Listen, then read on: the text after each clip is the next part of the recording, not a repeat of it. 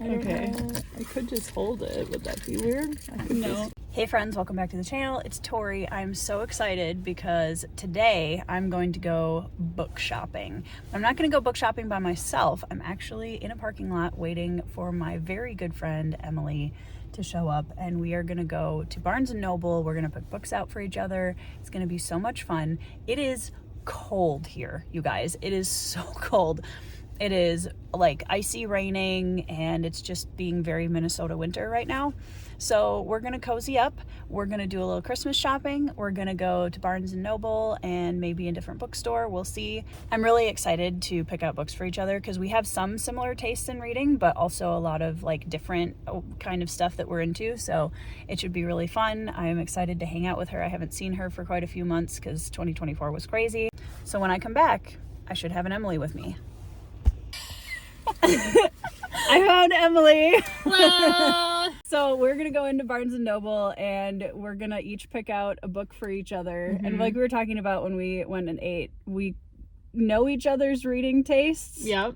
Mostly, but both of us are still really nervous about picking this out. The right one. Yeah. So tell me some parameters in terms of like what you're feeling right now and what genres not to look into. So I'm an incredibly I'm a mood reader. Mm-hmm. So I'm feeling today I do want a page turner. Okay. I'm okay with fantasy. Okay. Not romantasy. Okay.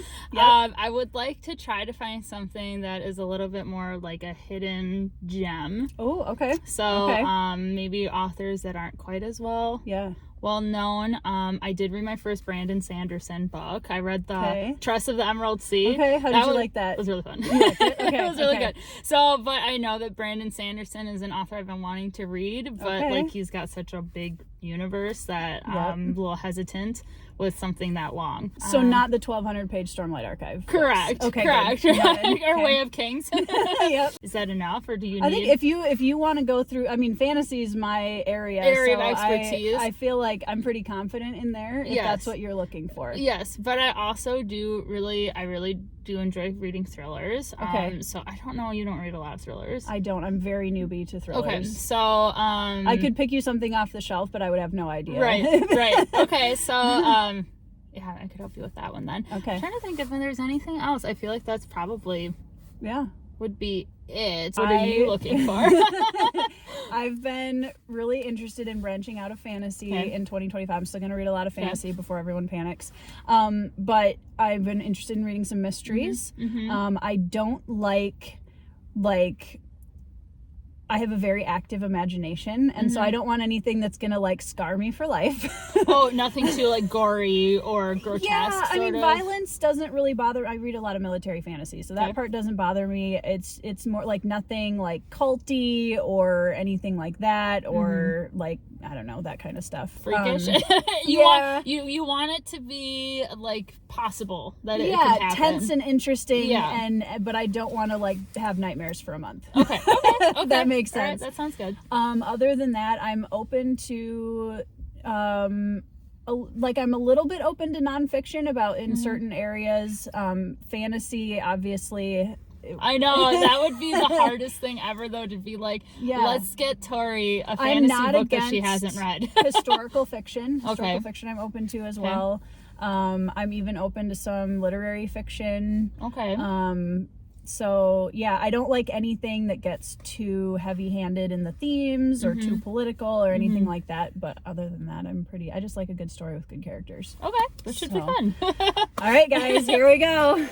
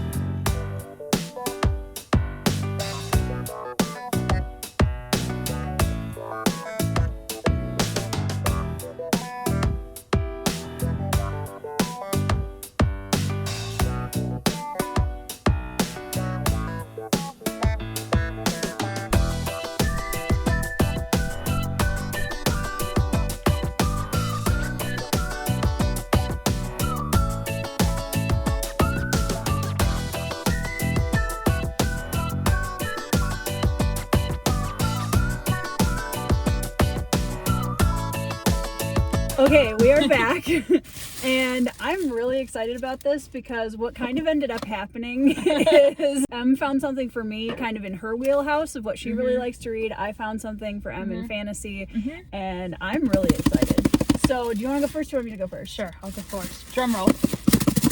So what did you pick and why? Okay, so I chose for Tori a book by an author that I have read before, Sir Charlie Donlea, and it's Those Empty Eyes. Tori was specific in saying that she wanted thriller, mystery, something a little outside her comfort zone, but wanted to still be able to trust her neighbors and to sleep at night. Yeah. So Charlie Donlea is just a very, he's a good writer, I think, and very easy to read through. Not super gory, not super intense, but still something where you might be able to pick up on like who did it, the mystery early, but that's find the other thing is like with some thrillers, I feel like they're so hidden that it's hard to feel like you were involved in the story at all. The one that I read wasn't one where it was like, oh, the person happens to be like the neighbor across the street that was in the book for 2 sentences. This is normally a character that's done it is one who's in the story. And also we talked about this while we were in the store, was that it always feels like the last like 10-15% of thrillers is just like oh, I didn't plan this. I need to really quickly finish the story off. And I find that the one that I read of his is not that way. So I'm hoping that this is the same way. So. And you're also using me as a guinea pig. I am, because I haven't read this one yet. So this one is also on Kindle Unlimited, but we wanted to have I like a physical copy. The real book. So and it's nice. It's like you can open it. Yeah, we like floppy. Emily wanted fantasy, as we heard earlier, and wanted something that's a little bit more accessible, page turner, not excessively long, or like a world that is going to take you 5 years to understand all the detail and a completed series too. If it's a series. The third one just came out. So the trilogy is finished. Good. But what really tipped me off, I was having a hard time deciding because I had a couple in mind, and then you mentioned that you liked dragons, but specifically, and we hate dragons in fantasy. But specifically, you didn't want like, oh, the cozy like dragon rider, we're friends with the dragon. Like you wanted something scary or like more threatening. So I picked out The Shadow of the Gods by John Gwynne. It's long enough to really give you some meat, but it's not like so overbearing in world building that you're going to get bogged down in the details. There's 3 POVs, mother revenge story, slave that becomes a mercenary, and I'm trying to remember the third one is I think like not a berserker warrior, but she's something of that nature. And like the dragon or the creatures in this are just these huge ancient awakening colossi basically. And you said it was Nordic inspired. And it's a very accessibly written book. I'm excited. Merry Christmas. Thank you. I'm also noticing, look at the size ratio. I know, isn't that amazing? I didn't notice that was how tiny the person was in comparison. So I'm very excited. Awesome? I'm so excited. Yes. I'm very excited about reading this. And thanks for coming along with us to Barnes & Noble, you guys. And try to stay warm. I hope that if you're in a state that's warmer than ours, you enjoy it. For us. Don't slip and fall. Exactly. Really watch out for the ice. So we'll see you guys at the Lamb. Thanks for coming with me and for thanks for having your face on my channel. Thanks for having me. All right, friends, so it's a few days after I went shopping with Em, and I'm in the middle of these books and also an ebook. So what I should be doing is finishing some of my current reads. However, what I'm going to do instead is I'm going to pick up the book that Emily picked out for me, and I'm going to vlog read it because I really, really am feeling a mystery thriller right now, and I'm so excited to get to this. So we're just going to go with that, and we're going to set aside all of our responsibilities nicely on the shelf over here, and we're going to dig into Those Empty Eyes by Charlie Donlea. Okay, so I'm not well versed in mystery and thriller, but the prologue of this had my heart in my throat immediately. So I guess that's a good sign, I'm assuming, but Oh my gosh.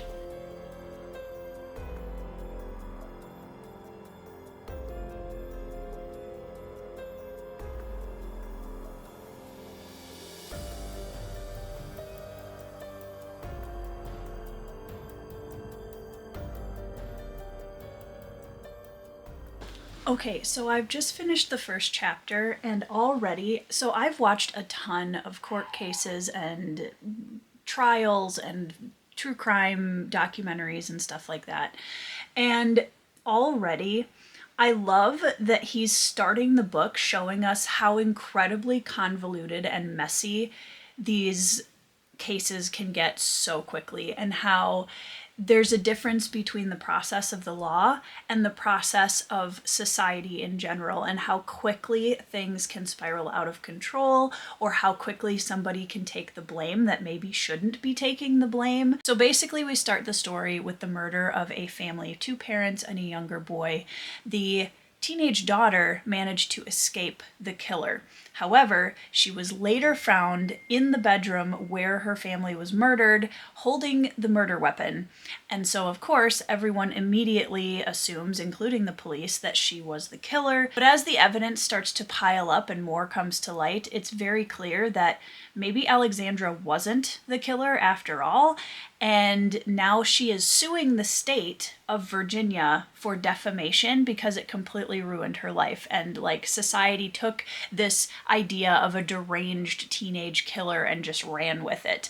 And so we're in the middle of the court case now of Alexandra suing the state and the police department for defamation and for basically ruining her life after the murder of her entire family. And I'm loving, weirdly enough, that this is starting out in the courtroom. Like, we got a little snippet of the actual murders, enough to know that Alexandra wasn't the killer. At least that's how it's being portrayed. I guess we could have a major Uno reverse card at the end of this book. If we do, don't worry, I won't tell you. But I love that we're going directly into a court case. This is so different compared to what I normally read. And I can already tell that I am heading into a mystery thriller era alongside my normal fantasy reads, because I'm loving this so far.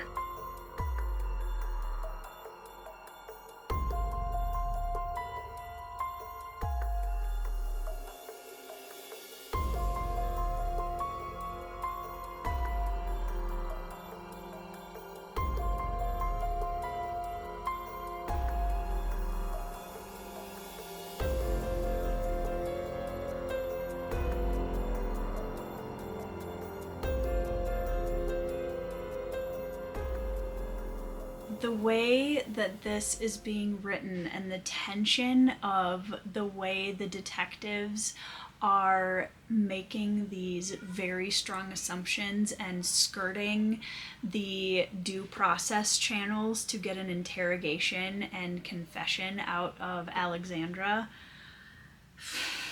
The assumptions that can be made in a stressful situation, in a situation where everyone's emotions are just through the roof, everyone has seen horrible things, something awful has just happened. I'm in chapter 5 now, and these are very short, easy to grasp chapters. For me, it is sometimes difficult to follow stories that jump back and forth between past and present. And so the way that Charlie Donnelly is structuring this is super easy for me to follow, and I'm really loving the slow expansion and reveal that I'm guessing we're going to get throughout this story. What is actually happening? Is this a farce, or is it actually real? How is this all going to get tied in? And I know that there's also a time jump somewhere in this book. So we're going to be going back to these murders at some point in the future. I don't know. It's so good right now. I've already started tabbing things, quotes, character moments, suspicious characters, and when something was not handled the way it should have been. This is really good so far. and I'm really excited to keep reading. So I am through part 1, which primarily deals with the defamation trial and the first kind of snippets of what actually happened the night of the murders. It's so interesting to me, and I think I'm enjoying the courtroom setup partially because I enjoy watching courtroom trials and watching the process of all of that and how different prosecutors and defense attorneys handle cases, and just it fascinates me, the culture of a courtroom, to be honest. While there is always, you know, presumably the search for justice underneath this kind of thing, there's also a sociology at play here where there are images to uphold. There is, you know, certain secrets that some people don't want to come to the light, even if it means that it's damaging to someone else.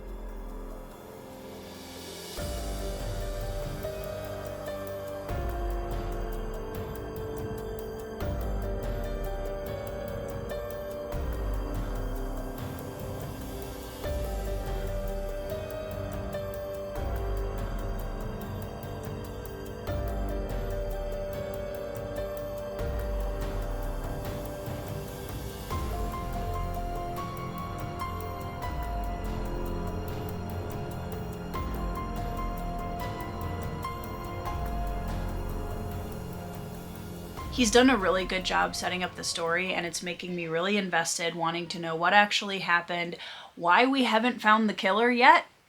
Hello?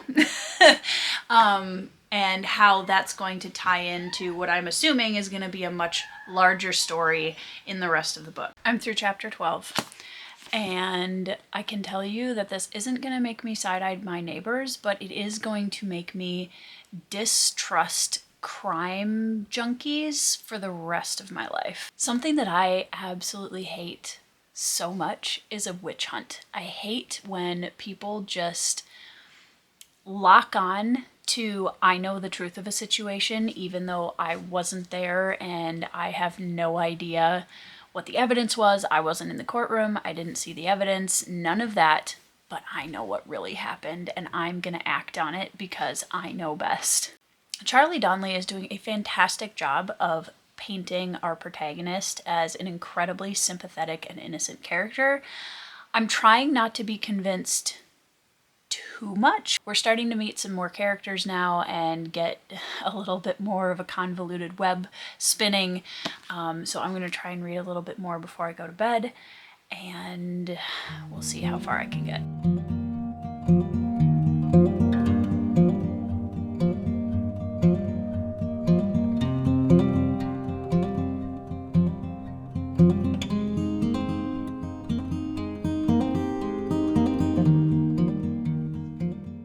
Hello, good morning. So I made it to chapter 26 last night, and this story is taking a direction I was not anticipating. And it's not just really a plot twist, it's like all of a sudden now we are investigating a massive sex trafficking ring, and there are missing women.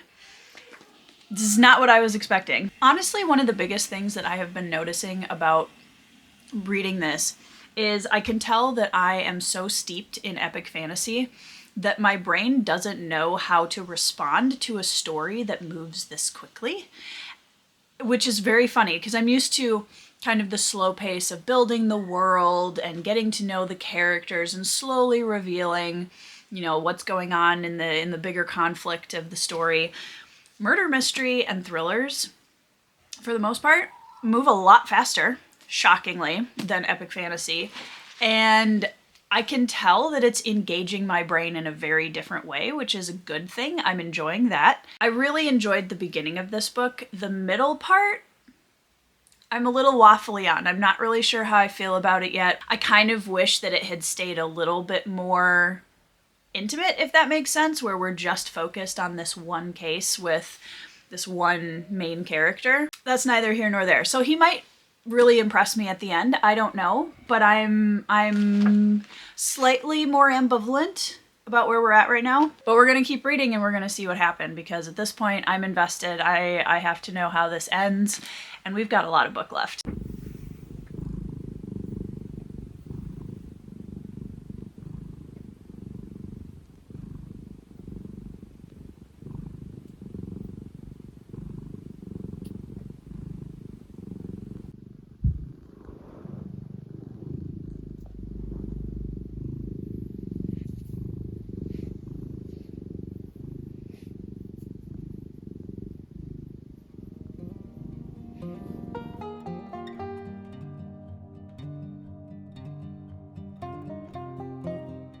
so I am this far through the book and I'm pretty sure that I've put the pieces together. We'll see if I'm right, but what I've learned from this is I probably should have gone into criminal investigation because I'm really killing it over here. There has been some very strong telling going on in this book where the author will be like, hey, do you remember what our protagonist went through at the beginning of this book? Well, it matters now. She's thinking about it because of that thing that happened. So that's been a little bit frustrating because I feel like I don't need that much hand-holding as a reader, and it can get very slightly insulting when they just overly tell why somebody's reacting the way that they are when it's something that you can easily piece together from the information you have up to this point.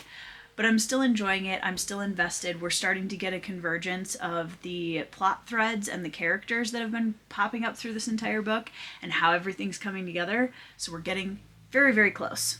Also, Detective Pippin is on the job, so we're all in good hands. Okay, so this isn't a spoiler, but I thought it was really funny.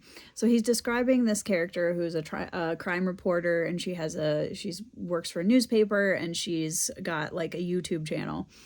And he says she runs a successful YouTube channel that covers true crime. She sported 6 million subscribers and the channel was fully monetized. I found that really funny as a YouTuber myself who knows that you are monetized after 1,000 subscribers. So like saying that she's got 6 million subscribers and she's monetized is really funny. So anyways, I just thought I would drop that. Also, one of the things that I have noticed about Charlie Donnelly's writing is that he's a good writer. It's very engaging.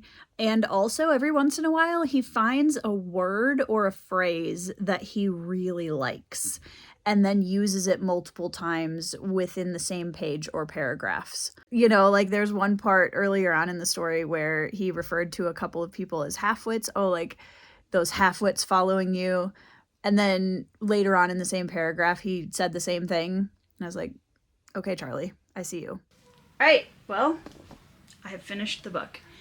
So how do we feel about it? I feel like the reveals and motives behind the perpetrator at the end, like the motive made sense on a base level, but I feel like it got stretched too far in the wrong direction. I don't know how to say that without spoilers any other way.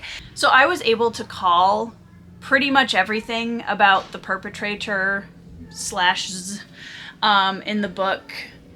I had a gut instinct in the first half of the book that proved true, and then as I got farther in, I kind of expanded on my theory and was also correct. So here's what I liked about it. I liked that I was able to read this book and I didn't feel like it was triggering an overactive imagination problem for me. I'm definitely not going to be side-eyeing my neighbors after this book, which I appreciate. But I did feel like it went a direction that I kind of felt was a little too convoluted as opposed to really just focusing in on the original case that we got at the beginning of the story. But at the end of the day, the ending just fell a little flat, felt a little too convenient, didn't really love it. I do have another Charlie Donnelly book on my shelves that I wanted to give away last year that I'm going to try because I don't know. I like his writing style enough. It did feel a little bit too telling, like I mentioned in my last update, and there were definitely more of those instances at the end of the book where I felt like, by the way, I know I told you this already, but I'm gonna tell you again just to make sure you get it. And it didn't feel like he was subtly placing hints for me to follow. I felt like he was just like making sure I got it. You know what I mean? One of the things that I really appreciated about reading this book is it made me realize how much of a heaviness I bring into some of my fantasy reads because I have so much experience with the genre, especially epic and military fantasy. And it was nice to read in a genre where I don't have as much like past experience that I'm bringing into reading the book. I don't know all of the tropes yet. I haven't experienced all of the normal elements of a mystery thriller. And so what might feel kind of predictable to a lot of people is still pretty fresh and new to me. One major theme of this book that I did find very, very interesting is I feel like Donnelly was really concerned with not just the cases and the crimes that were being committed, but especially how they were reacted to by society, by the justice system. That part was clearly very much a big focus for him while writing this book, and I appreciated that about it, because I think that was almost more psychologically interesting than and had more of a spotlight than the actual murder cases, if that makes sense. So the other Charlie Donnelly book I have is his newest one called Long Time Gone. So I do want to read that one because I like his writing style enough to try more, and I do want to just try more murder, mystery, and thriller in general. And I know that this is a good entry level of thriller for me. It's not too much. It's not going to overload my imagination. So I'm going to start here and keep going maybe into some other authors after I read Long Time Gone. But I want to give a huge shout out and thank you to my good friend Emily for picking this book out for me. Thank you so much. This was the perfect book intro into murder, mystery, and thriller. I appreciate you so much. And for those of you watching the vlog, thanks for hanging out with me. Thanks for listening to my ramblings as I read this book. I hope you're reading some 5-star reads, having a great week, and I'll see you in the next video.